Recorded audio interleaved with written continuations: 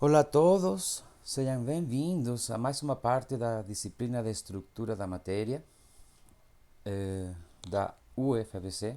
Eu sou Javier Acunha, parte do corpo docente do CCNH. Dessa vez eu vou tratar um pouco sobre o que é a hipótese de Broglie, ou que se conhece como comprimento de onda de Broglie.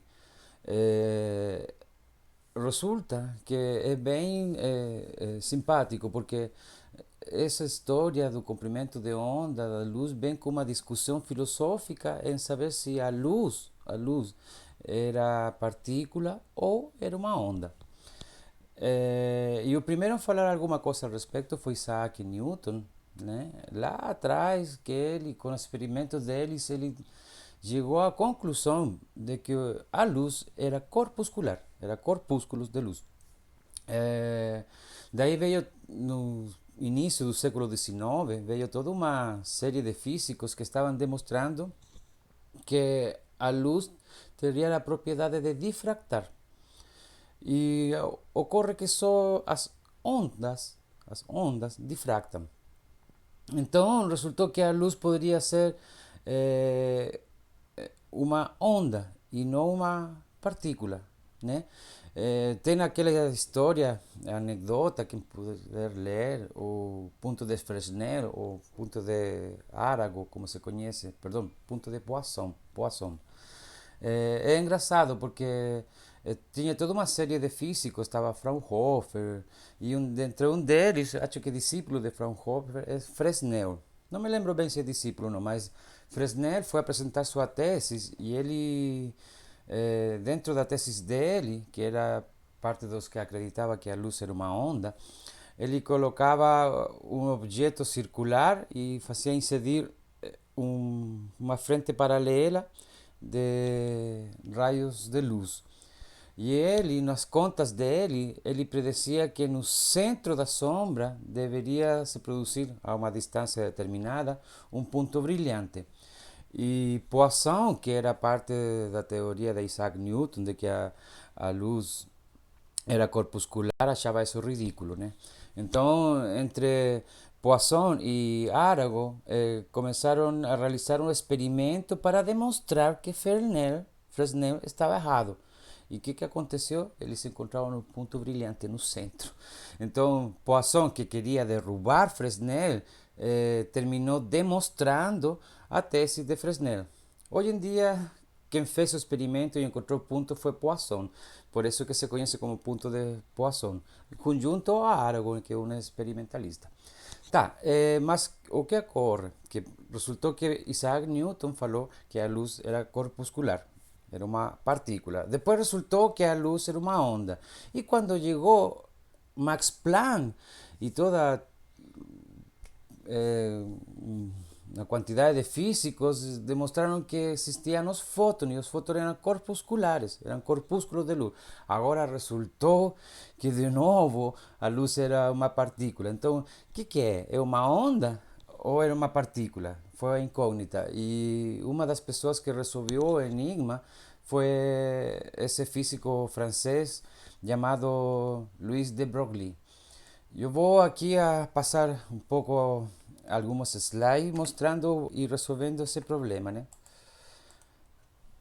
Tá, Louis de Broglie, umas fotinhos primeiro, né? Louis de Broglie é um físico francês, ele era historiador, né? Por isso talvez ele tinha um pensamento um pouco diferente, mas ele tinha um irmão que era físico, então eu acho que aí talvez, por essa influência dele, ele terminou sendo um físico também. Mas a ideia dele foi tão simples que todo mundo aceitou ela, e a descoberta estava tão certa que ele demonstrou a parte mais escura do modelo atômico de Niels Bohr, do átomo de hidrogênio. Eu vou comentar isso como um exemplo depois. E ele terminou recebendo o prêmio Nobel em 1929 pela sua descoberta. Aqui tem uma foto dele. Ele parecia ser uma pessoa relativamente séria, aparentemente. Ele fez parte aqui da conferência de Solvit. E aqui, bom, todo mundo já conhece essa foto. Essa foto foi um grande time. Olha, uma foto clássica, né, do time que mudou a ciência. Eles mudaram a ciência em 100 anos. E o pensamento do ser humano, como nenhuma filosofia, nenhuma idiosincrasia, nenhuma religião, não tinha feito em milhares de séculos, né? Bom, vamos ver aqui quem é oh, Max Planck aqui, Marie Curie, todo mundo conhece Einstein. Tem uns que eu não conheço. Aqui está Niels Bohr, que mais aqui está? Esse é Heisenberg, esse é Dirac. E cadê o de Broglie aqui? Cadê? Ah, aqui está, ó, de Broglie, né? Tá. Olha, aí tem uma cara de velhinho, né? Ele tem uma cara de vovô Sapeca. Tá, gente, vamos a lo que interessa. A gente tinha visto na aula passada que eh, um delta E, uma variação de energia, né? Era igual a, ou proporcional à frequência, né? E a constante de proporcionalidade era H, né? Então a gente pode escrever isso dessa maneira, né? Em função do comprimento de onda. E a gente hoje em dia sabe que esse delta E, né, é na verdade uma transição atômica. Vocês vão ver isso na parte de espectros atômicos, né? Então vai ter os níveis discretos de energia, né? E quando há uma transição de algum elétron para um nível para outro, existe a capacidade de radiar ou absorver um fóton, né? Então essa basicamente vai ser a energia associada aos fótons. Já de Broglie, já que tinha toda essa história de que o fóton, né, esse tipo era a luz, era corpuscular, ele se perguntou se ondas de luz podem ser partículas, né? Ondas de luz, que estava demonstrado que eram ondas, podem ser partículas. Será que podem partículas ser ondas, como o caso dos elétrons, né? Então, essa pergunta, esse trabalho dele foi em 1924. E vamos revisar o que ele fez. Ele fez uma coisa bem simples, né? Ele juntou algumas equações, mas com uma simpleza, sabe? Quando a arte te surpreende por ser simples, aqui também, essa arte da física que te surpreende pela simpleza. Então, as partículas, por uma parte, têm energia e momento, né? Dado por essas equações que estão ali, é igual a mc quadrado e o momento é massa por velocidade. Quanto às ondas, tem frequência e um comprimento de onda. Se a gente juntar essas equações que a gente já conhecia, né, com a nova equação que é a equação de Max Planck, né, juntar a energia, a gente pode saber que esse a H nu que está aqui é igual a mc quadrado, que é isso que a gente tem aqui. Mas essa frequência pode ser escrita no comprimento de onda e a gente pode anular um C, né? Anular esse quadrado e eliminar aqui, que ficaria isso que está aqui. Então, observem que uma massa, a velocidade da luz, teria esse comprimento de onda que está aí, que a gente coloquei um lambda sub C, né? Então, a pergunta que se fez de Broglie, se a velocidade da luz está associada a um comprimento de onda, será que partículas com menor velocidade também estão associadas a um comprimento de onda específico? Né? Então, ele, em vez de colocar C, ele colocou, pensando em velocidades menores, né? Ele colocou V, que é o que a gente tem aqui. Então, aí aparece o que ele chama de comprimento de onda de Broglie, que se utiliza para partículas, tá? Isso é uma coisa muito simples, vocês percebem que não tem basicamente complexidade matemática, né? Mas ele conseguiu explicar coisas bem interessantes e coisas muito úteis que eu vou explicar agora com dois exemplos, na verdade, tá? Bom, importante, isto é equivalente a pensar que qualquer onda se comporta como uma partícula e qualquer partícula se comporta como uma onda. Isso aqui vai trazer consequências interessantíssimas. Eu acredito que a primeira de todas seja explicar o sea, ¿por qué que a gente tem que acelerar partículas para poder ver ao interior do átomo e explicar o acelerador de partículas? Mas mais que explicar o acelerador de partículas, eu acho que é interessante entender por que o microscópio óptico, como um microscópio óptico esse que está aqui atrás, dá para ver? Esse aqui é o microscópio óptico, só que ele está com um plastiquinho, né? Vocês podem ver. Por que o microscópio óptico não me dá para enxergar os átomos? Vocês já sabem. Por que eu preciso de um microscópio eletrônico para enxergar os átomos? Por que o microscópio óptico não dá? Observem que o microscópio óptico ele faz incidir fótons sobre a amostra. Só que os fótons são da ordem de um comprimento de onda mais ou menos de uns 500 nanômicros. A luz visível está entre 400 e 700, mais ou menos. Então, eu estou enviando partículas que têm um comprimento de onda de mais ou menos uns 500 quilômetros, perdão, 500 nanômetros. Então, essa equação que está aqui, o comprimento de onda de de Broglie, se eu escrevi ela em função da energia cinética, né? Energia cinética é essa expressão que está aqui, o médio mv quadrado, ou p quadrado partido por 2m, que é a mesma coisa. Então, você consegue passar esse 2m para cá e o p isola através da raiz quadrada. Então, coloca esse p aqui embaixo e fica isso. Essa equação aqui diz que quanto maior a velocidade de uma partícula de massa m, quanto maior a velocidade, menor é o comprimento de onda. Então, quando eu tenho um microscópio óptico, eu estou lançando fóton da ordem dos 500 nanômetros. Se eu lançar um elétron e eu lo acelerar, o comprimento de onda cada vez começa a ser menor. E se eu acelerar mais, o comprimento de onda é ainda menor. Um elétron acelerado a 100 electronvolts, mais ou menos, 100 perdão, 100 kV, 100 kilovolts, né? Kiloelectronvolt, ele tem um comprimento de onda de 0,0037 nanômetros, ou seja, uma milésima de nanômetro. Então, o que as pessoas fazem na ciência? Eles aceleram as partículas e segundo essa equação que está aqui, o comprimento de onda é cada vez menor, cada vez menor.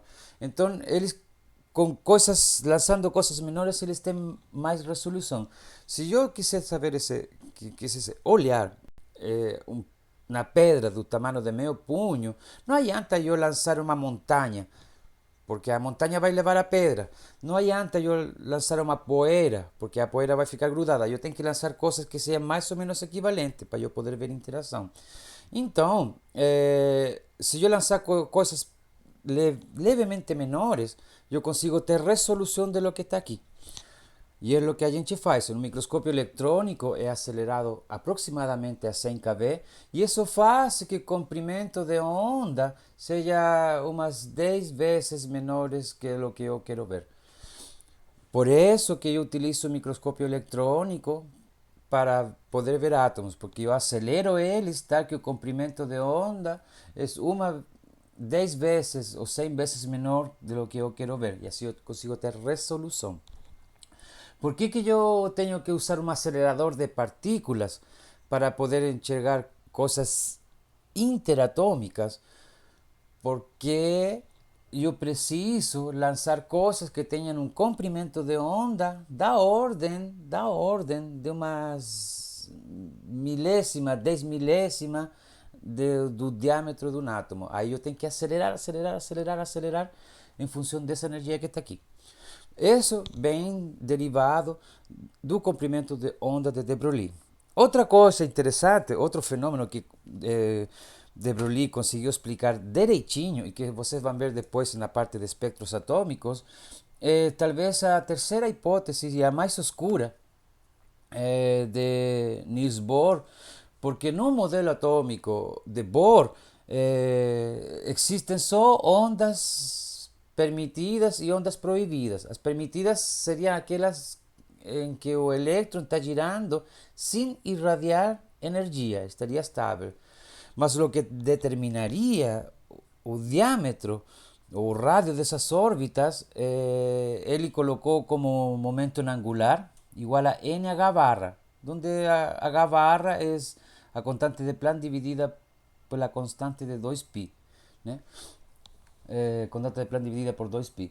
Então, uma H barra daria o primeiro rádio, né, do átomo de hidrogênio. 2H barra, que seria o dobro, né, daria um rádio maior, seria o segundo rádio. 3H barra daria o terceiro rádio. 4H barra daria... E assim, a equação seria momento angular igual a NH barra, onde N é 1 para o primeiro rádio, 2 para o segundo rádio, 3, 4, 5 e assim sucessivamente. Porém, Niels Bohr nunca explicou por que isso era assim, nem demonstrou que isso era assim. A força do modelo atômico de Niels Bohr estava em que ele predizia com 5 ou 6 casas de exatidão uma equação experimental chamada de Rydberg. Vocês vão ver isso depois. Então, como ele respondia com muita precisão ao modelo experimental, ele foi aceito, mas Niels Bohr nunca explicou. E observem como a explicação fica tão simples, tão linda, através do comprimento de onda de de Broglie. Então, para entender isso, você primeiro tem que saber que se os elétrons estão em órbitas circulares, o perímetro, né? A trajetória desse elétron tem que ser um número inteiro de comprimento de onda. Deve ser um número inteiro de comprimento de onda, não pode estar partido pela metade. Aqui tem um exemplo, já? Por exemplo, aqui a onda ela está no sentido vertical, né? E aqui embaixo a onda está no sentido horizontal, mas são simplesmente exemplos. Observem que aqui no primeiro e no terceiro caso da parte inferior temos números inteiros de comprimento de onda.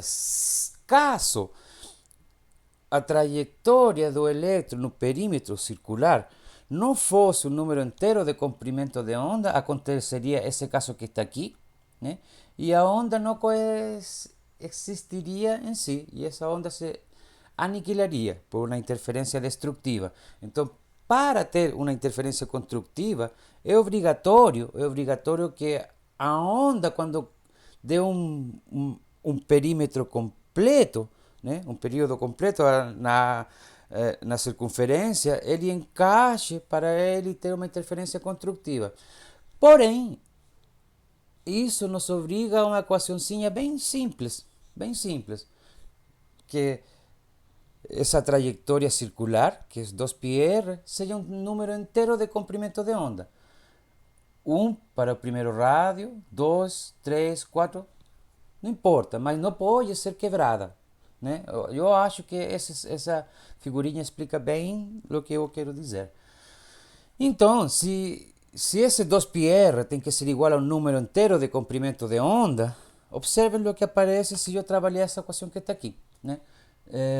Eu vou escrever essa equação que está ali com o comprimento de onda de de Broglie, mas a gente sabe que esse P é M por B, então ele passa para cá, né, que está aqui.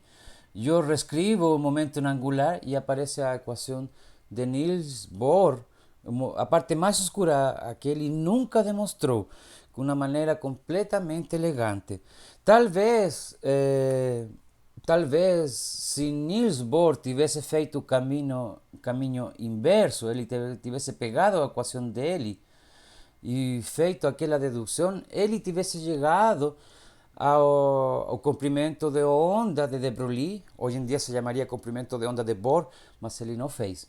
Quem foi essa pessoa que está aqui, um velhinho muito lindo, né? Observem que ele morreu nos anos 80, 1980 alguma coisa. Está lá no primeiro slide. Então, e aqui essa foi uma entrevista que ele fez.